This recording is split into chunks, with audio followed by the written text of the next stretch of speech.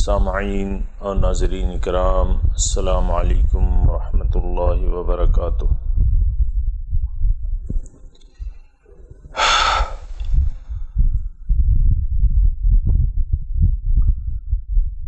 سورہ بقرہ آیت نمبر 102 سے شروع کریں گے۔ اللہ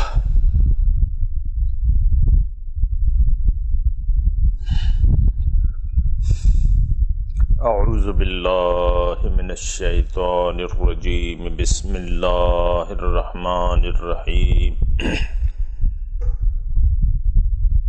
واتبعوا ما تتلو الشیاطین علی ملک سلیمان وما كفر سليمان ولكن الشياطين كفروا يعلمون الناس السحر وما أنزل على الملكين ببابل هاروت وماروت وما يعلمان من أحد حتى يقولا إنما نحن فتنة فلا تكفر وَيَتَعَلَّمُونَ مِنْهُمَا مَا يُفَرِّقُونَ بِهِ بَيْنَ الْمَرْءِ وَزَوْجِهِ وَمَا هُمْ بِضَارِّينَ بِهِ مِنْ أَحَدٍ إِلَّا بِإِذْنِ اللَّهِ يَتَعَلَّمُونَ مَا يَضُرُّهُمْ وَلَا يَنفَعُهُمْ وَلَقَدْ عَلِمُوا لَمَنِ اشْتَرَاهُ مَا لَهُ فِي الْآخِرَةِ مِنْ خَلَاقٍ وَلَبِئْسَ مَا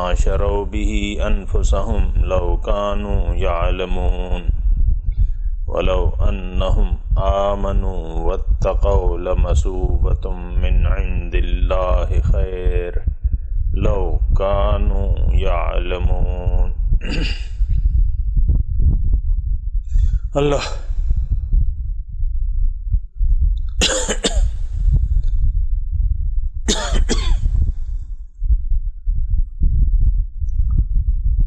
واتبعوا ما تتلو الشیاطین علی ملک سلیمان، انہوں نے پیروی کی جو پڑھتے تھے شیطان علی ملک سلیمان، سلیمان علیہ السلام کی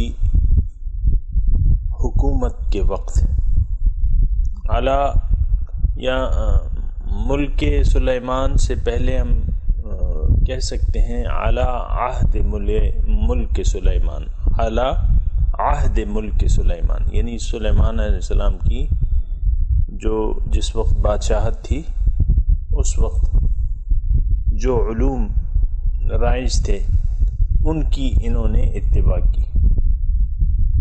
وما کفر سلیمان، اور سلیمان نے کفر نہیں کیا، ولیکن الشیاطین کفروا، لیکن شیطانوں نے کفر کیا۔ یعلمون الناس السحر، یہ سیکھتے تھے لوگوں سے سحر۔ وما انزل علی الملکین، اور وہ جو نازل کیا گیا دو فرشتوں پر، ببابلا، بابل میں، ہاروت اور ماروت ان کے نام تھے۔ وما یعلمان، اور انہوں نے نہیں سیکھا، انہوں نے نہیں سکھایا کسی کو بھی، حتیٰ یقولا، یہاں تک کہ ان سے کہا، انما نحن فتنۃ، کہ ہم آزمائش ہیں، فلا تکفر، آپ کفر اختیار نہ کیجیے۔ فیتعلمون، تو وہ ان سے سیکھتے تھے، ما یفرقون بہ بین المرء وزوجہ، جو تفرقہ ڈال دے میاں بیوی کے درمیان۔ وما ہم بضارین بہ، اور یہ نقصان نہیں پہنچا سکتے تھے کسی کو بھی، الا باذن اللہ، مگر اللہ تعالیٰ کے حکم۔ ویتعلمون، اور وہ سیکھتے تھے، ما یضرہم، جو ان کو نقصان پہنچاتی تھی، جو علم ان کو نقصان پہنچاتا تھا، ولا ینفعہم، اور ان کو فائدہ نہیں دیتا تھا، وَلَقَدْ عَلِمُوا لَمَنِ اشْتَرَاهُ، اور ان کو معلوم تھا کہ جو کچھ وہ خرید رہے ہیں، مَا لَهُ فِي الْآخِرَةِ مِنْ خَلَاقٍ، آخرت میں ان کا کوئی حصہ نہیں ہے، وَلَبِئْسَ مَا شَرَوْا بِهِ أَنفُسَهُمْ، اور بہت برا ہے جو خرید لیا اس کے بدلے، اپنی جانوں کے بدلے جو کچھ انہوں نے خرید لیا وہ بہت برا ہے۔ لَوْ كَانُوا يَعْلَمُونَ، کاش کہ وہ جانتے۔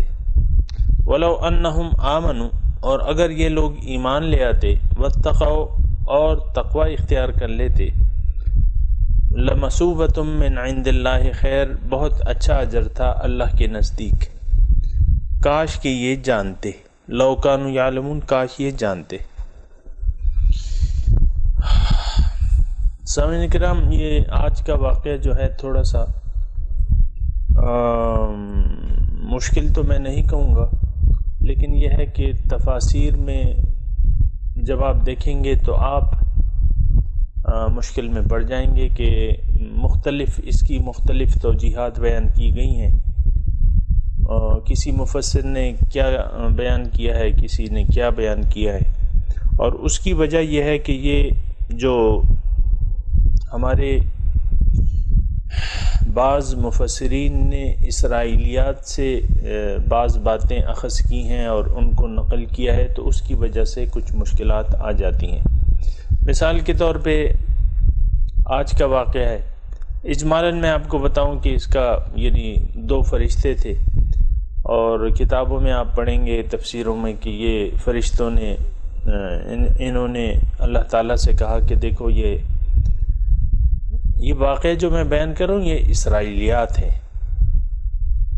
اسرائیلیات آپ جانتے ہیں کہ کیا ہوتی ہے، مطلب وہ گزشتہ کتابوں میں جو قصے، کہانیاں، قصے گھڑ لیے گئے تھے وہ ہیں۔ تو فرشتوں نے اللہ سے کہا کہ دیکھیں آپ زمین پہ آپ نے انسانوں کو پیدا کیا ہے اور یہ جو ہے فساد کر رہے ہیں، اور تو اللہ تعالیٰ نے ان کو کہا کہ میں آپ کو نفس دے دیتا ہوں اور پھر آپ جائیں دیکھیں کہ کیا ہوتا ہے۔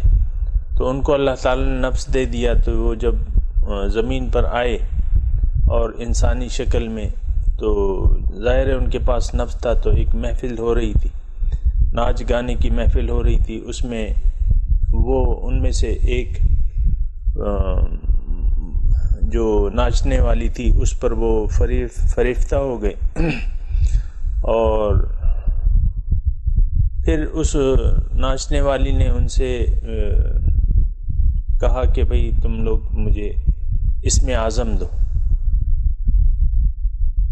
یعنی اپنی خواہش پوری کرنی چاہیے، تو اس نے شرط رکھی اسم اعظم کی، تو انہوں نے اس کو اسم اعظم سکھا دیا ان فرشتوں نے، تو وہ اس اسم اعظم کے ذریعے زہرہ بن گئی، یعنی ایک سیارہ ہے وہ زہرہ بن گئی، اور یہ جو ہے ایک کنویں میں قید کر دیے گئے۔ تو یہ واقعہ ہے جس کا کوئی نہ سر ہے نہ پیر ہے، اور ایسا کوئی واقعہ ہوا ہی نہیں ہے، یہ اسرائیلیات ہیں۔ تو بہت سے مفسرین نے ہماری کتابوں میں ایسا لکھ دیا ہے، تو اس سے انسان جو ہے وہ تھوڑا سا کنفیوز ہو جاتا ہے۔ تو حقیقت کیا ہے؟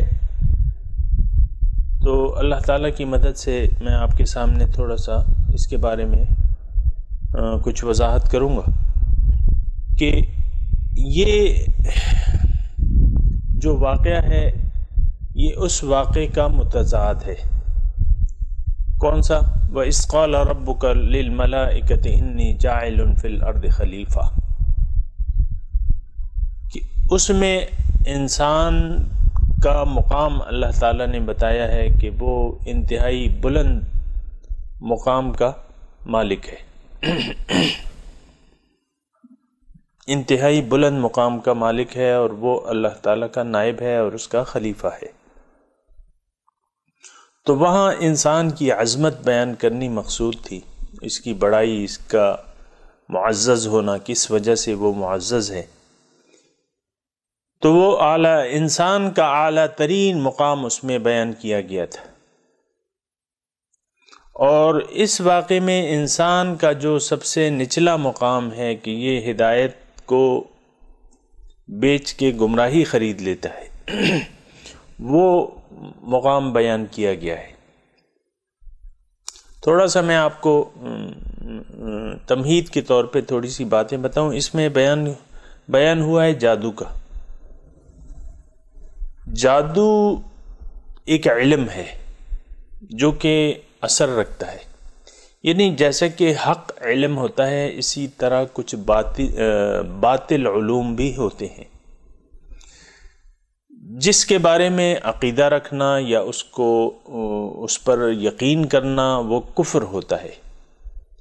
دیکھیں، جیسا کہ ہمارا معبود اللہ تعالیٰ معبود ایک برحق ہے، اسی طرح باطل معبود بھی ہوتے ہیں۔ شیطان جو ہے وہ باطل معبود ہے، اور اللہ تعالیٰ کو اس نے چیلنج کیا تھا، اور بہت سے لوگ جو ہے وہ شیطان کی بندگی میں مصروف ہیں، یعنی شعوری طور پہ یا غیر شعوری طور پہ۔ اکثر ہم لوگ جو ہیں وہ شیطان کی غیر شعوری عبادت مصروف ہیں۔ یہ ایک نقطہ ہے، تھوڑا سا میں اس پہ ضرور بات کرنا چاہوں گا، تو پھر اس پہ میں آگے اپنا مضمون جاری رکھوں گا کہ شیطان کی عبادت، یعنی اس سے میری مراد یہ ہے کہ کچھ چیزیں ایسی ہوتی ہیں کہ وہ باطل ہوتی ہیں اور اس کا وجود ہوتا ہے، پھر اس کے اثرات بھی ہوتے ہیں، باطل چیزوں کے اثرات بھی ہوتے ہیں۔ تو یہ ساری چیزیں جو ہیں اللہ تعالیٰ کی پیدا کردہ ہیں، اس سے تو انکار نہیں ہو سکتا۔ ان شیطان بھی اللہ تعالیٰ کی مخلوق ہے، لیکن اس کا ایک درجہ ہے، اور وہ درجہ جو ہے وہ یہ ہے کہ وہ باطل ہے، مردود ہے۔ اور سورہ یاسین میں آپ دیکھیں کہ الم اعہد الیکم یا بنی آدم اللہ تعبدوا الشیطان، اللہ تعالیٰ قیامت کے دن انسانوں سے کہے گا کہ الم اعہد الیکم یا بنی آدم اللہ تعبد، کیا دیکھو میں نے تم سے وعدہ نہیں کیا تھا کہ تم شیطان کی عبادت نہ کرنا، وہ تمہارا کھلا دشمن ہے۔ وَاعْبُدُونِي هَذَا صِرَاطٌ مستقیم، اور میری بندگی کرنا یہی سیدھا راستہ ہے۔ تو دیکھیں، شیطان کی عبادت میرے ذہن میں یا میری معلومات میں، یعنی جہاں تک مجھے علم ہے، کوئی ایسا دین نہیں ہے جس کا یہ عقیدہ ہو کہ شیطان ہمارا خدا ہے اور ہم اسی کی عبادت کریں گے۔ ایسا کوئی مذہب میرے علم میں نہیں ہے۔ لیکن عبادت کا مطلب کیا ہے؟ عبادت کا مطلب میں نے آپ کو بتایا ہے کہ عبادت کا مطلب کسی کا کہنا ماننا ہے، خواہ وہ آپ شعوری طور پہ مان رہے ہیں یا غیر شعوری طور پہ، یہ بنیادی طور پہ عبادت ہی ہے۔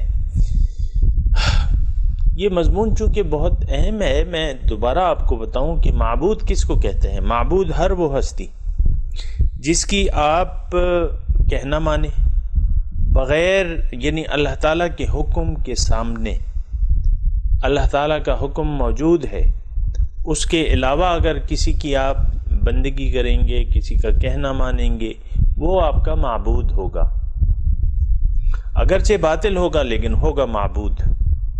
اور اللہ تعالیٰ کا یہ ارشاد ہے کہ وَاعْبُدُونِي هَذَا صِرَاطٌ مستقیم، میری بندگی کرنا، وَاعْبُدُوا اللَّهَ وَلَا تُشْرِكُوا بِهِ شَيْئًا، بندگی صرف اللہ کی کرو اور اس کے ساتھ کسی کو شریک نہ ٹھہراؤ۔ تو شیطان کی عبادت میں ہم لوگ مصروف ہیں، اکثریت جو ہے شیطان کی عبادت، نفس اور شیطان کی عبادت میں مصروف ہیں۔ تو یہ سامعین اکرام ذرا سوچ لینا چاہیے، سمجھ لینا چاہیے۔ ہم لوگ تو اس کو ہلکا لے لیتے ہیں، یعنی اس مضمون کو ہلکا لے لیتے ہیں، اور یہ نہیں سمجھتے کہ ہم در حقیقت شیطان کے بندے ہیں، شیطان کی بندگی کر رہے ہیں۔ بندگی کا مفہوم اچھی طرح، جس کا آپ کہنا مانیں گے وہ آپ کا خدا ہے۔ اگر اللہ تعالیٰ کا آپ نے کہنا مانا اور اس کے کہنے کے مطابق زندگی گزاری، وہی آپ کا خدا ہے۔ اور اگر اس اللہ کے علاوہ کسی اور ہستی کا آپ نے کہنا مانا، مثال کے طور پہ نفس، خواہشات، من چاہی خواہشات پہ لوگ چل رہے ہیں، اور دیکھیں ہر ایک شخص کا اپنا ایک نقطہ نظر ہے، اپنی ایک خواہش ہے، اپنا ایک طریقہ کار ہے، اس کے مطابق وہ زندگی گزار رہا ہے۔ اللہ تعالیٰ سے تو کوئی پوچھ کے زندگی نہیں گزار رہا، یا اللہ تعالیٰ کے جو احکامات ہیں اس کو معلوم کرنے کی ہم کوشش تو نہیں کر رہے۔ دیکھیں یہ ایک بلائے عام ہے جس میں ہم مبتلا ہیں۔ بلائے عام اسے کہتے ہیں کہ عام ایک بلا ہوتی ہے، اس میں ہم یعنی مصروف ہیں۔ یہ جان لینا چاہیے کہ یہ شیطان کی بندگی جو ہے یہ ایک بلائے عام ہے۔ ہم تقریباً سب لوگ شعوری یا غیر شعوری، شعوری طور پہ تو کوئی نہیں کرتا، یہ تو میں نے آپ کو کہہ دیا، غیر شعوری طور پر شیطان کی نفس اور شیطان کی بندگی میں مصروف ہیں۔ حقیقی خدا ہمارا کون ہے؟ نفس اور شیطان ہے۔ اللہ اللہ، یہ بات سوچ لینی چاہیے، اور بہت خطرناک یہ صورتحال ہے۔ اگر ہم نے اپنے نفس اور شیطان کی بندگی نہ چھوڑی تو یہ ہمیں ذلیل اور خوار کر کے چھوڑے گا۔ جیسا کہ وہ مردود ہوا ہے تو اسی طرح ہم بھی مردود ہو جائیں گے، جیسا کہ وہ اللہ تعالیٰ کے غضب میں مبتلا ہے اسی طرح ہم بھی ہو جائیں گے، کیونکہ جو شیطان کی بندگی کرے گا، نفس اور شیطان کی، وہ تو جہنم میں جائے گا۔ اللہ تعالیٰ کا وعدہ ہے لَأَمْلَأَنَّ جَهَنَّمَ مِنْكَ وَمَنْ تَبَعَكَ أَجْمَعِينَ او کما قال۔ اللہ تعالیٰ فرماتا ہے کہ میں اے شیطان تجھ سے اور تیرے جو پیروکار ہیں، جس نے تیرا کہنا مانا، ان سب سے دوزخ کو میں بھر دوں گا۔ اللہ اللہ، تو یہ اللہ تعالیٰ کا وعدہ ہے۔ یہ دیکھیں اللہ تعالیٰ اپنے وعدوں میں سچا ہے۔ کبھی یہ نہ سمجھیں کہ اللہ تعالیٰ اپنے وعدے کے خلاف کرے گا۔ اللہ تعالیٰ نے وعدہ کیا ہوا ہے کہ جو شیطان کا پیروکار ہے اس کا ٹھکانہ جہنم ہے۔ اب پھر ہماری اپنی مرضی ہے کہ ہم کس کی بندگی اختیار کرتے ہیں۔ عام طور پہ میں آپ کو بالکل واضح طور پہ کہہ رہا ہوں کہ ہم لوگ غیر شعوری طور پہ شیطان، نفس اور شیطان کی بندگی میں مصروف ہیں۔ ہمارا حقیقی خدا جو ہے وہ کون ہے؟ نفس اور شیطان ہے۔ یہ انتہائی ایک ایسی صورتحال ہے کہ اس پہ سوچنا چاہیے اور سمجھنا چاہیے۔ اب آتے ہیں اپنے مضمون کی طرف۔ تو یہ واقعہ جو بیان ہو رہا ہے اس میں ایک تو جادو کا ذکر ہے، اور جادو کے بارے میں نے آپ کو بتایا کہ جادو کیا ہے۔ جادو ایک علم ہے، جیسے کہ آپ سنتے ہیں کالا علم، لیکن یہ علم جو ہے وہ باطل ہے۔ جس طرح کہ شیطان ایک خدا ہے لیکن وہ باطل ہے، اسی طرح جادو جو ہے وہ ایک علم ہے اور وہ باطل ہے۔ اس کا ماننے والا کافر ہے، اس پر یقین کرنے والا کافر ہے۔ تو جادو کو سیکھنا اس نیت سے کہ آپ اس پر یقین کریں، پھر اس سے فائدہ اٹھائیں اور اپنے لیے استعمال کریں، یہ کفر ہے۔ تو یہ کون اختیار کرتا ہے جادو؟ یہ ہر وہ قوم اختیار کرتی ہے۔ شیطان کی بندگی کون کرتا ہے؟ جس کا اللہ پہ عقیدہ نہ ہو، اللہ تعالیٰ پر بھروسہ نہ ہو، اعتماد نہ ہو، تو وہ پھر غیر اللہ کی بندگی اور اطاعت میں مصروف ہو جاتے ہیں وہ لوگ۔ ہر وہ قوم، یعنی آپ دیکھیں یہ جادو کی تاریخ بڑی پرانی ہے۔ جادو کی تاریخ جو ہے بہت پرانی ہے، اور دیکھیں جب موسیٰ علیہ السلام آئے تھے، دیکھیں تو اس وقت ان کو جو معجزہ دیا گیا تھا وہ بھی ایسا معجزہ تھا کہ اس کا تعلق جو ہے بظاہر جادو سے لگتا تھا، کیونکہ ان کے ہاتھ میں ایک لاٹھی تھی جس کو وہ پھینکتے تو وہ اژدہا بن جاتا، اور یہ بات آپ کے ذہن میں ہونی چاہیے کہ ہر پیغمبر کو جو معجزہ دیا جاتا ہے تو وہ اس وقت کے جو بھی علوم ہوتے ہیں اس میں جو علوم رائج ہوتے ہیں اور وہ خوب جو ہے اس میں وہ مہارت رکھتی ہے وہ قوم، اس بارے میں معجزہ دیا جاتا ہے۔ تو جس وقت حضرت موسیٰ علیہ السلام آئے اور اللہ تعالیٰ نے ان کو نبوت دی تو مصر میں جادو کا بڑا زور تھا اور جادوگر تھے، اس کا آپ نے تذکرہ سنا ہوگا۔ تو جو جادوگر مقابلے کے لیے آئے تھے تو انہوں نے بھی اپنی رسیاں پھینکی، تو وہ جو ہے لوگوں کی آنکھوں پہ انہوں نے جادو کر دیا اور ان کو وہ رسیاں جو تھیں وہ سانپ نظر آنے لگیں، حتیٰ کہ موسیٰ علیہ السلام پہ بھی اثر ہو گیا، یعنی ان کو بھی وہ رسیاں، موسیٰ علیہ السلام کو حقیقت میں وہ رسی ہی تھی، رسی کی کیفیت نہیں بدلی تھی، اس پہ ایک سحروا اعین الناس، قرآن میں یہ ہے کہ انہوں نے لوگوں کی نظر بندی کر دی، سحروا اعین الناس، لوگوں کی آنکھوں پر جادو کر دیا، واسترہبوہم وجاؤوا بسحر عظیم، ان پہ رعب ڈال دیا اور بہت بڑا جادو انہوں نے دکھایا۔ تو بہرحال تو یہ جادو کی میں تاریخ آپ کو بیان کروں، یہ جادو جو ہے وہ چلا آ رہا ہے، اور ہر پست ہمت قوم، ذلیل قوم، کمزور عقیدہ قوم میں یہ باطل علوم کی ترویج ہوتی ہے، اور اس کی وجہ یہ ہے کہ دیکھیں حق نہ ہو تو پھر باطل ہوگا۔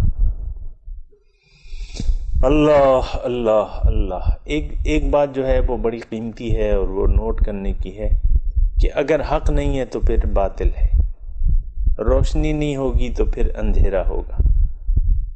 حضور صلی اللہ علیہ وسلم آئے، اس وقت اندھیرے تھے، معاشرے میں تاریکی تھی، حضور صلی اللہ علیہ وسلم اور قرآن یہ نور بن کے آئے، حق آ گیا، جاء الحق وزہق الباطل ان الباطل کان زہوقا، یہ حضور صلی اللہ علیہ وسلم جب آئے تو پھر وہ جب حضور صلی اللہ علیہ وسلم فتح مکے کے دن مکے میں داخل ہوئے، بتوں کو جب گرانے لگے نا تو یہ آیت وہ پڑھتے تھے، جاء الحق وزہق الباطل۔ دیکھیں ایک بات نوٹ کر لیں، یہ بڑی یعنی کام آنے والی چیز ہے، آپ کا دل ہے، اگر اس میں روشنی نہیں ہے تو پھر اندھیرا ہوگا۔ معاشرے میں اگر روشنی نہیں ہے تو معاشرہ اندھیرے میں ڈوبا ہوگا۔ یہ ایسی چیزیں ہیں کہ بہت سمجھنے کے لیے یعنی اتنی مشکل نہیں ہے۔ ایک عام مثال سے دیکھیں، عام ہی اس وقت میں بیٹھا ہوں، لائٹ میں بیٹھا ہوں، لائٹ نہیں ہوگی تو پھر اندھیرا ہوگا۔ یہ بڑی نقطے کی اور قیمتی بات ہے۔ اندھیرا اس وقت ہوتا ہے کہ جب لائٹ نہیں ہوتی۔ لائٹ قد جاءکم من اللہ نور و کتاب مبین، یقیناً آ گیا تمہاری طرف اللہ تعالیٰ کی طرف سے نور اور واضح کتاب۔ اللہ اللہ اللہ اللہ، انسان دیکھیں، انسان اندھیرے میں ہے، انسان اندھیرے میں ہے، تبھی تو لائٹ کی اس کو ضرورت ہے، اس کو نور کی ضرورت ہے۔ پہلے نور آیا، انسان بعد میں آیا ہے۔ پہلا انسان پہلا پیغمبر تھا، آپ کو پتہ ہے، وہ خود ایک نور تھا، پہلا انسان پہلا نور تھا جو اللہ تعالیٰ کی طرف انسانوں کی طرف مبعوث کیا گیا، حضرت آدم علیہ السلام۔ تو یہ ایسی باتیں ہیں کہ یعنی یہ جاننا چاہیے۔ ہم لوگ تو یہ سمجھتے ہیں کہ ہم میں سے ہر شخص یہ سمجھتا ہے کہ میں تو بہت لائٹ میں ہوں اور میں ٹھیک ہوں اور میرے جیسا عقل مند کوئی نہیں ہے، ایسا سوچا جاتا ہے، اور یہ انسان کی کوتاہ بینی ہے۔ دیکھیں، جب تک آپ نے نور، حقیقی نور نہیں حاصل کیا تو آپ اندھیرے میں ہیں۔ حقیقی نور کیا ہے؟ قرآن ہے۔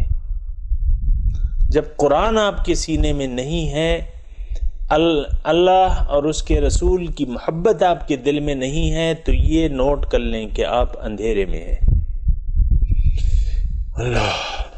آپ اندھیرے میں ہیں۔ اگر آپ کو روشنی چاہیے تو آپ کو قرآن کو اپنے دل میں اتارنا ہوگا، دل پہ نزول قرآن کرنا ہوگا۔ قرآن کو سینے سے لگانا ہوگا۔ اس کا یہ مطلب نہیں ہے کہ آپ قرآن کو پکڑ کے سینے سے لگا دیں۔ بعض لوگ اس کو ظاہری طور پہ، اگرچہ میں اس کے خلاف نہیں ہوں، قرآن کے آداب میں ہے کہ اس کو آپ چومیں، سینے سے لگائیں، یہ ظاہری آداب ہیں، لیکن حقیقت کیا ہے؟ حقیقی ضرورت کیا ہے کہ ہم اس کو سینے میں اتاریں۔ تو اس سے پھر کیا ہوگا کہ اندھیرے زائل ہو جائیں گے، اندھیرے چھٹ جائیں گے، باطل کے اندھیرے جو ہیں وہ چھٹ جائیں گے۔ مومن کا دوست کون ہے؟ اللہ تعالیٰ کی ذات ہے۔ اور پھر جب دوست بن جاتا ہے تو پھر کیا کرتا ہے اللہ تعالیٰ؟ یخرجہم من الظلمات الی النور، وہ انسان کو ظلمت سے نور کی طرف لے جاتا ہے۔ اللہ اللہ اللہ، انسان کو ظلمت سے، انسان، یہ دیکھیں ایک بات بالکل آپ کلیئر کر لیں، انسان اندھیرے میں ہے۔ دیکھیں لائٹ آئی ہے، اس کا مطلب یہ ہے کہ اس کی ضرورت تھی۔ قرآن آیا ہے، قرآن نور ہے، اس کی ضرورت تھی۔ اگر انسان روشنی میں ہوتا یا وہ روشنی از خود حاصل کر سکتا ہوتا اپنی عقل اور ذرائع سے، تو پھر کتاب کی تو ضرورت نہیں تھی۔ کتاب، دیکھیں کتاب آئی ہے تو اس کا مطلب یہ ہے کہ انسان کو نور کی ضرورت ہے، انسان کو لائٹ کی ضرورت ہے۔ پیغمبر آیا ہے، کتاب آئی ہے، یہ دونوں چیزیں جو ہیں آپ کو سینے میں اتارنی ہوں گی۔ اس کے بغیر آپ کے دل کے اندھیرے نہیں چھٹ سکتے۔ جب تک تیرے دل پہ نہ ہو نزول قرآن، گرا کشا ہے ناراضی نہ صاحب کشاف۔ جب تک آپ کے دل پر نزول قرآن نہیں ہوگا تو آپ کی جو اندھیرے جو ہیں وہ سینے کے اندھیرے وہ نہیں چھٹ سکیں گے۔ اور یہ بھی ضمناً میں آپ کو بات بتاتا رہتا ہوں کہ قرآن کا نور آپ نے صاحب قرآن سے لینا ہے۔ یہ نہیں کہ آپ تفسیر لے کے اچھی سی تفسیر اور لوگوں سے پوچھیں کہ بھئی اچھی تفسیر کون ہے اور اس کو پڑھنا شروع کر دیں، ایسے وہ نور نہیں آئے گا۔ یہ تو اگر آپ نے دل کی شمع روشن کرنی ہے تو اس کو ایک اور شمع سے ملانا ہوگا، ایک اور شمع سے ملانا ہوگا، اپنے دل کو لگانا ہوگا اور اپنے دل کو اس کے دل سے لگانا ہوگا۔ اشارات میں بات کر رہا ہوں، اس وقت میرا موضوع یہ نہیں ہے، لیکن میں ویسی ایک بات کر رہا ہوں کہ دل سے دل کو راہ ہوتی ہے، تو ایک صاحب دل جو ہے اس سے رابطے کے ذریعے اس سے آپ نے اپنے دل کی شمع جو ہے وہ روشن کرنی ہے۔ اللہ، یہ بات میں سامعین ایسے بتانا بہت ضروری ہے، کیونکہ یہ نہیں کہ آپ کسی غلط فہمی کا شکار ہو کے آپ تفسیر کی کتاب لے لیں اور پھر جو ہے وہ ایسے نہیں ہے۔ حضور صلی اللہ علیہ وسلم سب سے بڑے معلم تھے، اور یہ تعلیم دینا اور دلوں کی دنیائیں روشن کرنا ان کی ذمہ داری تھی۔ یعلمہم الکتاب والحکمہ، کتاب کی تعلیم اور حکمت، یہ ان کا کام تھا۔ ان کے بعد جو ہے ان کے جو ہیں نائبین رسول ہیں، اللہ تعالیٰ کے نمائندے ہیں، ان میں سے ایک نمائندے کو آپ نے تلاش کرنا ہوگا، اس سے اپنے دل کو دل کے دیے سے اس کے دل سے جلانا ہوگا، روشنی کرنی ہوگی، تبھی روشنی آئے گی۔ ایسا نہیں ہو سکتا کہ آپ خود ہی کوئی ایسا کوئی وہ طریقہ کار ہے نہیں سامعین کرام، یہ میں بتا دوں آپ کو۔ اللہ اللہ اللہ۔ تو بات ہو رہی تھی سحر کی، جادو کی۔ تو یہ جادو جو ہے یہ کالا علم ہے۔ دیکھیں نام ہی اس کا کالا علم ہے نام ہی اس کا جو ہے وہ کالا علم ہے، یہ جو ہے کالا علم ہے، تاریکیاں ہیں تو اور باطل ہے۔ یہ علوم باطنی ہے لیکن تاریک ہے، ظلمت ہے، اندھیرے ہیں اس میں۔ آپ دیکھیں جو جادوگر ہیں تو وہ یعنی انتہائی گندے ماحول میں، غلیظ ماحول میں اور غلیظ چیزوں سے وہ یہ اپنے اکتساب علم کرتے ہیں، اور میں اس کی تفصیل میں نہیں جاتا، اور نہ میرا اس وقت یہ موضوع ہے کہ کس طریقے سے وہ جادو کا علم سیکھتے ہیں یا کیا ہوتا ہے، لیکن میں صرف یہ کہہ رہا ہوں کہ یہ کالا علم ہے۔ اس پر یقین کرنا یہ بھی کفر ہے، کیونکہ یقین دیکھیں کفر کیوں ہے کہ باطل پہ آپ کیسے یقین کر سکتے ہیں؟ شیطان اگرچہ خدا ہے بعض لوگوں کا، لیکن ہم تو اس پہ یقین نہیں کرتے نا۔ بعض لوگ اس کی بندگی میں مصروف ہیں، لیکن ہمیں یقین تو نہیں ہے، ہمیں تو اللہ پر یقین ہے، اللہ کے معبود برحق ہونے پر یقین ہے۔ اللہ اللہ۔ تو جادو جو ہے وہ ایک کالا علم ہے، تاریکیاں ہیں اس میں، اس پر یقین کرنا یہ بھی کفر ہے، پھر اس کو استعمال کرنا یہ بھی کفر ہے۔ یقین ظاہر ہے کہ جب آپ اس پر کچھ یقین کریں گے تو پھر ہی آپ، تو یہ کس وقت ہوتا ہے؟ یعنی انسان میں ان علوم کی طلب کس وقت ہوتی ہے؟ ایک تو جب یہ کمزور عقیدے کا مالک ہو، اور پھر دنیا دار ہو جس کا مقصود اللہ نہ ہو، تو پھر یہ ہے کہ یہ ان علوم کے چکر میں وہ پڑ جاتا ہے۔ دیکھیں یہ جادو جو ہے مثال کے طور پہ، وہ چیزیں جو آپ ظاہری ذرائع سے نہیں حاصل کر سکتے وہ آپ ایک باطل ذرائع سے پھر حاصل کرنے کی سوچتے ہیں، اور یہ ہمیشہ وہ لوگ ہوتے ہیں کہ جو یعنی جن کا عقیدہ نہیں ہوتا، عقیدہ اللہ پر نہیں ہوتا، اللہ کی ربوبیت پر عقیدہ نہیں ہوتا، کمزور عقیدے کا مالک، یا جن کا عقیدہ ہی نہ ہو کوئی، وہ پھر ان کا عقیدہ پھر باطل علوم پر بن جاتا ہے، باطل علوم پر، اور اپنے کاموں کے حل کے لیے جو ہے وہ باطل یا کالے علم سے جو ہے ان سے پھر سوچنے لگتے ہیں کہ یار یہ میرا کام نہیں ہو رہا، تو پھر اس سے تو ہمیشہ اس ایک قوم میں جب اخلاقی گراوٹ آ جاتی ہے، وہ اپنے مقصد حیات کو بھول جاتی ہے، تو پھر ظاہر ہے کہ یہ تاریکیاں جو ہیں اس کا مقدر بن جاتی ہے۔ موسیٰ علیہ السلام کی قوم، آپ کو پتہ ہے بنی اسرائیل کیا حالت تھی ان کی، یعنی اخلاقی طور پر کتنی حد تک کمزور تھی، وہ تو آپ کو معلوم ہے کہ ان کی جو بد عقیدگی تھی وہ تو فرعون ان کی نظروں کے سامنے غرق کر دیا اللہ تعالیٰ نے اس کو، اور کتنے کتنے معجزات دیکھے موسیٰ علیہ السلام کے، معجزات دیکھے، لیکن پھر بھی جب وہ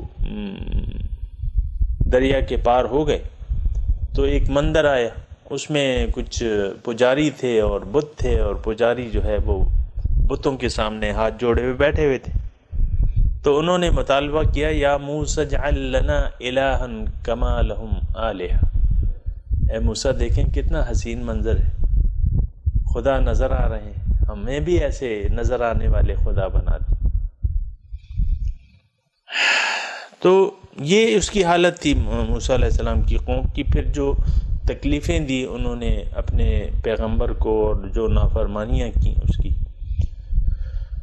وہ ایک الگ وہ ہے، ایک الگ داستان ہے۔ پھر یہ تقریباً 400 سال بعد جو ہے، یعنی اللہ تعالیٰ نے ان کو عروج عطا فرمایا، ان کی قوم کو، اور ان کی جو عروج اور ترقی کا زمانہ تھا وہ سلیمان اور داؤد علیہ السلام کا زمانہ تھا کہ اس وقت ان میں بادشاہی بھی تھی، یعنی حکومت بھی تھی اور پیغمبری بھی تھی۔ جو بادشاہ تھے تو وہ پیغمبر بھی تھے۔ داؤد علیہ السلام بادشاہ بھی تھے اور پیغمبر بھی تھے، سلیمان علیہ السلام بادشاہ بھی تھے، پیغمبر بھی تھے۔ لیکن اس وقت مطلب اکثریت جو ہے وہ ٹھیک تھی، لیکن پھر بھی آپ کو میں یہ بتاؤں، جہاں یعنی اختلاف رائے تو ہوتا ہے نا، اور پھر سارے لوگ نیک نہیں بن جاتے ایک دم۔ اب دیکھیں حضور صلی اللہ علیہ وسلم تشریف لائے تو ان میں بعض لوگ جو تھے وہ کمزور تھے، یعنی کمزور ایمان کے مالک تھے۔ اچھا، بعض اس میں منافقین تھے تو منافقین، اب یہ ہے کہ وہی منافق کیا ہوتا ہے کہ جو زبانی دعویٰ کرتا ہے لیکن حقیقی ایمان اس کے دل میں نہیں ہوتا۔ اور پھر کچھ کمزور یعنی مسلمان تھے لیکن ایمان ان کا کمزور تھا، ایسے بھی لوگ تھے۔ منافق کم درجے کے منافق بھی تھے۔ تو یہ میں صرف اس لیے آپ کو کہہ رہا ہوں کہ یعنی ایک قوم اگر بہت بھی عروج پہ ہو تو پھر بھی ان کی قوم میں مطلب ایسے لوگ ہوتے ہیں۔ تو یہ قوم جو تھی، یہ ان میں بعض لوگوں کا سلیمان علیہ السلام کی بادشاہی کے وقت ان میں ایک گروپ ایسا تھا جو حقیقی مسلمان کہلانے کے لائق نہیں تھا، اور وہ لوگ صحیح العقیدہ نہیں تھے، ان میں اخلاقی گراوٹ تھی، اپنے مقصد پر یقین نہیں تھا، دنیا دار لوگ تھے۔ آپ کو پتہ ہے کہ انسان، دیکھیں انسان اس وقت یعنی دنیا دار کس کو کہتے ہیں؟ جس کا اللہ مقصود نہ ہو۔ ظاہر ہے کہ اللہ تعالیٰ جس کا مقصود نہیں ہوتا تو وہ پھر دنیا دار ہوتا ہے، کیونکہ اللہ تعالیٰ اور آخرت جس کا مقصود نہ ہو تو پھر تو کیا رہ جاتا ہے؟ پھر تو یہ ذلیل دنیا ہی رہ جاتی ہے۔ تو اس وقت بھی ایسے لوگ تھے یہ سلیمان علیہ السلام کی بادشاہی کے وقت جو کہ دنیا دار تھے اور دنیاوی مفادات ان کو عزیز تھے۔ دین کو انہوں نے بیچ کے دنیاوی مفاد خرید لیا تھا۔ تو ابھی جو گزشتہ سبق ہے اس میں آپ نے پڑھا ہے کہ یعنی نبذ فریق من الذین اوتوا الکتاب کتاب اللہ وراء ظہورہم کأنہم لا یعلمون، انہوں نے کتاب کو اپنی پیٹھ پیچھے پھینک دیا گویا کہ وہ جانتے ہی نہیں۔ واتبعوا ما تتلو الشیاطین علی ملک سلیمان، دیکھیں یہ آیات جو ہیں یہ مدینے کے حالات پر بھی فٹ آتی ہیں، کیونکہ مدینے میں جب حضور صلی اللہ علیہ وسلم تشریف لائے تو یہودوں کی ایک حیثیت بن چکی تھی۔ یہ آئے تھے یعنی کافی عرصہ پہلے مدینے میں آئے تھے، اور ان کی ایک حیثیت بن چکی تھی۔ حیثیت کیا تھی کہ یہ اہل کتاب ہیں، کتاب کے مالک ہیں، یعنی اہل کتاب ہیں، اور ان کے پاس علوم ہیں، پیغمبرانہ علوم ہے۔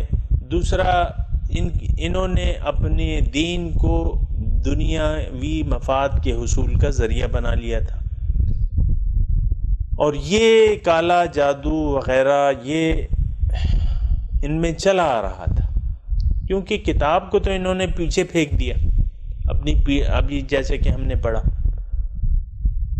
تو پھر کیا؟ پھر یہی تعویذ، ناجائز تعویذ، گنڈے، دم، درود اور وہ ٹوٹکے، مختلف قسم کے جو بھی ان میں جو باطل چیزیں ہیں، انہوں نے وہ پیشے کے طور پہ اپنا لیا اور دنیاوی مفاد کے لیے اس کو استعمال کرنے لگے اور لوگوں کو بتانے لگے، ان کو تعویذ، ناجائز تعویذ دینے لگے۔ تو اب دیکھیں، آپ آج کا سبق دیکھیں، وَاتَّبَعُوا مَا تَتْلُو الشَّيَاطِينُ عَلَى مُلْكِ سُلَيْمَانَ، انہوں نے کتاب اللہ کو تو اپنی پیٹھ پیچھے پھینک دیا، اور پھر کیا؟ اب دیکھیں، کتاب کو آپ نے ترک کر دیا، پیٹھ پیچھے پھینک دیا اس کی تعلیمات کو، اب تو ذلیل دنیا کو حاصل کرنے کے لیے کیا، پھر تو آپ جادو کا سہارا لیں گے۔ دیکھیں، ایک تو نور کا علم ہوتا ہے، ایک روشنی کا علم ہوتا ہے، اور ایک کالا علم ہوتا ہے۔ اگر آپ روشنی سے استفادہ نہیں کر رہے تو پھر آپ تاریکیوں میں بھٹکتے پھریں گے، باطل علوم کا سہارا لیں گے۔ واتبعوا، کتاب کو تو انہوں نے اپنی پیٹھ، دیکھیں بڑا اچھا یعنی ربط لگ رہا ہے، اور یہ بھی میں نے آپ کو بتا دیا کہ یہ واقعہ جو ہے یہ یعنی دو متضاد قسم کے مکتب فکر کا بیان ہو رہا ہے۔ ایک تو وہ اعلیٰ درجہ جو وَإِذْ قُلْنَا لِلْمَلَائِكَةِ اسْجُدُوا لِآدَمَ، نہیں وَإِذْ قَالَ رَبُّكَ لِلْمَلَائِكَةِ إِنِّي جَاعِلٌ فِي الْأَرْضِ خَلِيفَةً، وہ انسانیت کا اعلیٰ ترین مقام تھا، انسان نائب خدا تھا، اللہ تعالیٰ کا نائب تھا، اس کا خلیفہ تھا۔ اب یہ جو ہے یہ اب پستی میں گر کر انسان یعنی اپنی حیثیت کو اگر نہ پہچانے اور اس نور کو اپنی منزل نہ بنائے اس کو حاصل کرنا، تو پھر یہ ہے کہ یہ اندھیرے میں بھٹکتا پھرے گا۔ یہ سامعین کرام، ہمیں تو قرآن بڑا یعنی اللہ تعالیٰ کی کتاب ہے، اس میں بڑی حکمتیں ہیں، اور اگر ہم ایک طریقے سے یعنی اس کو پڑھنے کی کوشش کریں تو پھر اس میں بڑا دلچسپ مواد ہے اور بہت قیمتی نقطے ہیں جو کہ میں آپ کے سامنے بیان کر رہا ہوں کہ اگر آپ نور نہیں حاصل کرتے تو پھر آپ تاریکیوں میں بھٹکتے پھریں گے۔ سامعین کرام، یہ صرف جادو کی بات نہیں ہے، یہ پھر جادو کی بات نہیں ہے۔ وَتَرَكَهُمْ فِي ظُلُمَاتٍ لَا يُبْصِرُونَ، جو نور کو نہیں حاصل کرتا، اللہ تعالیٰ اس کو کہتا ہے کہ میں وَتَرَكَهُمْ فِي ظُلُمَاتٍ لَا يُبْصِرُونَ، اس کو میں پھر اندھیروں میں چھوڑ دیتا ہوں۔ انسان تو ہے ہی اندھیروں میں، لیکن اب اس نے نور حاصل کرنا ہے، اللہ تعالیٰ کی ذمہ داری ہے کہ اس کو ہدایت، نور ہدایت اس کو دکھائے، اس کو بتائے۔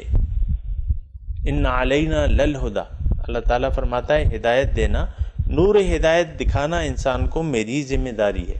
تو اللہ تعالیٰ نے جب نور ہدایت دے دیا اور کسی نے اس سے فائدہ نہیں اٹھایا تو پھر کیا ہوگا؟ پھر وہ اندھیروں میں بھٹکتا رہ جائے گا۔ سامعین کرام، بڑی دکھ بھری بات ہے، اور میں بار بار کہہ رہا ہوں کہ ہم جو ہیں وہ اندھیروں میں بھٹک رہے ہیں، جہالت کی تاریکیوں میں۔ آج کا انسان، بلکہ آج کا مسلمان، جہالت کی، کفر کی تاریکیوں میں بھٹک رہا ہے،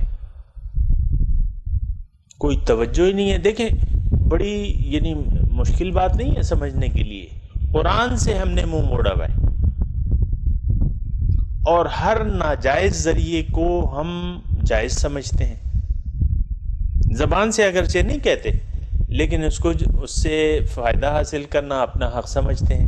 دیکھیں، آج کل میں پاکستان کی بات کر رہا ہوں، پاکستان میں رشوت جو ہے آپ دیکھیں کہ ماں کا دودھ سمجھی جاتی ہے، رشوت عام ہے، رشوت لینا دینا عام بات ہے، بالکل عام بات ہے۔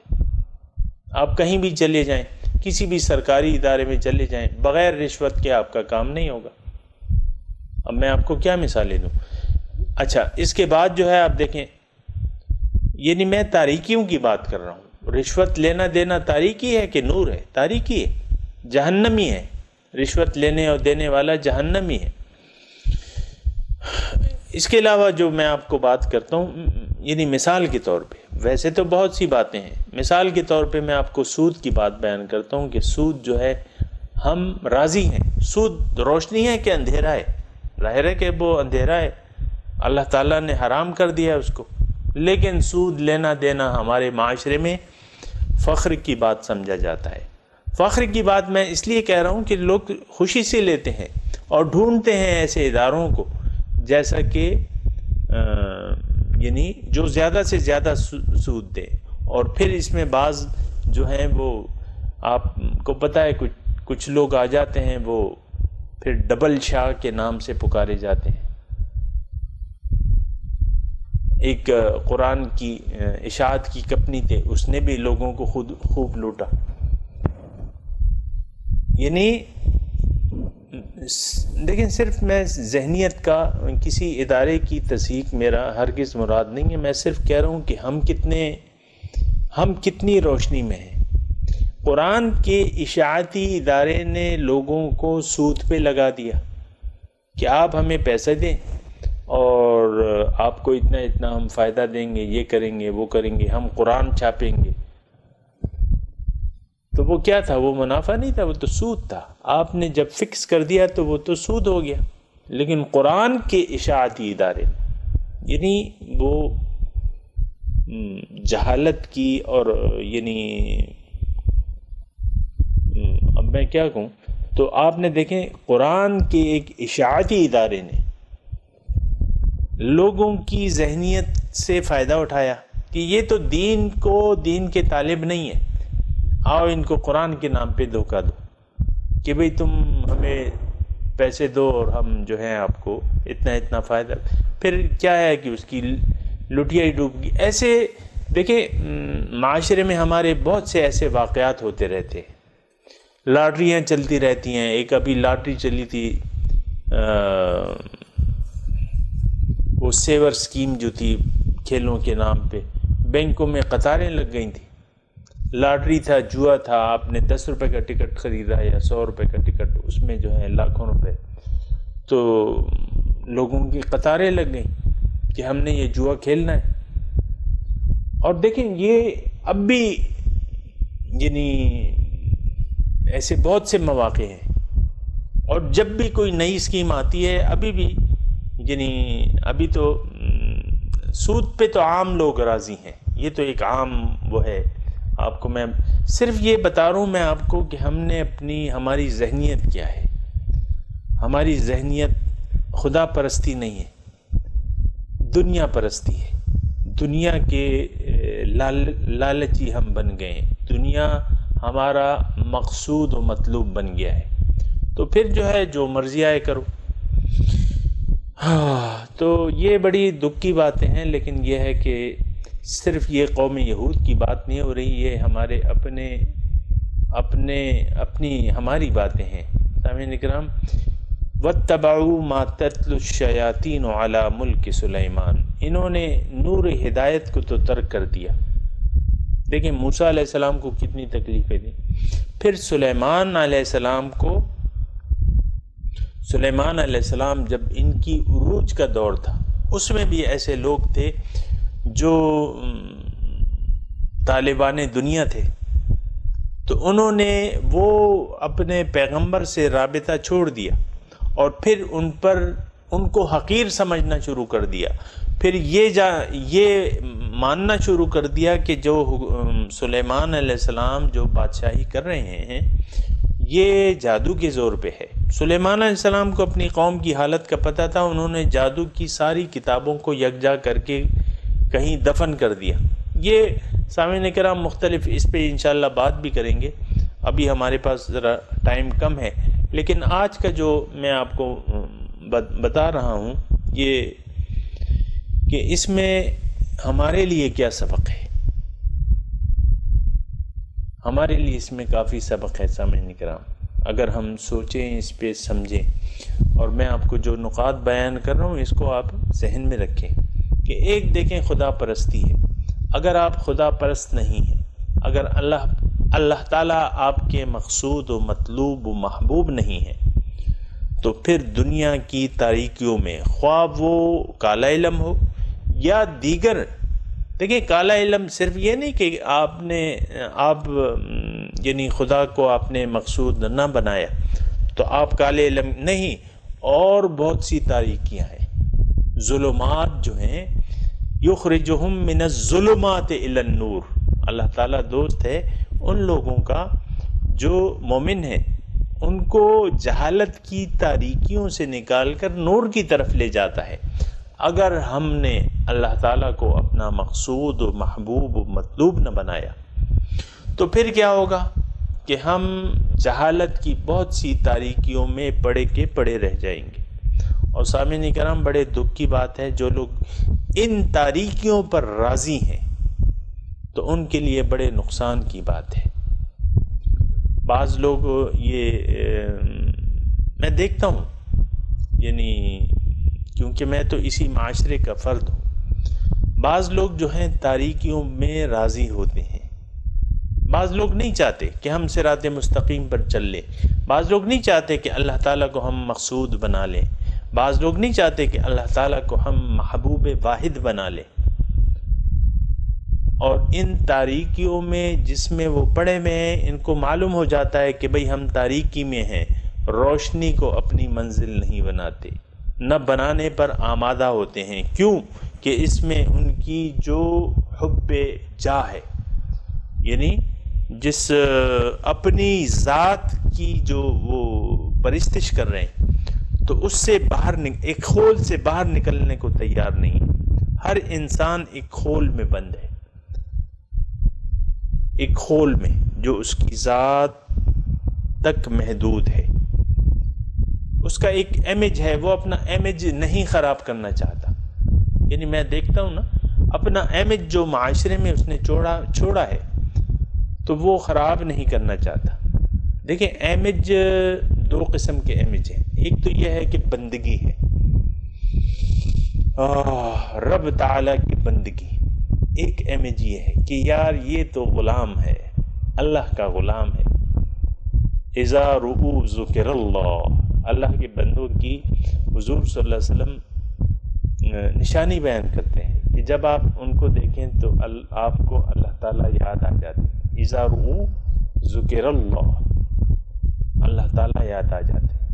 لیکن اگر اللہ تعالیٰ یاد نہیں آتا تو پھر یہ ہے کہ پھر تو تاریکی رہ جاتی. انسان یا تو تاریکی میں ہے یا نور میں ہے. ابتدائی طور پہ یہ میں آپ کو کہہ دوں کہ ہم لوگ تاریکی میں ہیں، اور یہ تاریکی چھٹنی چاہیے، اس تاریکی کو ختم ہونا چاہیے.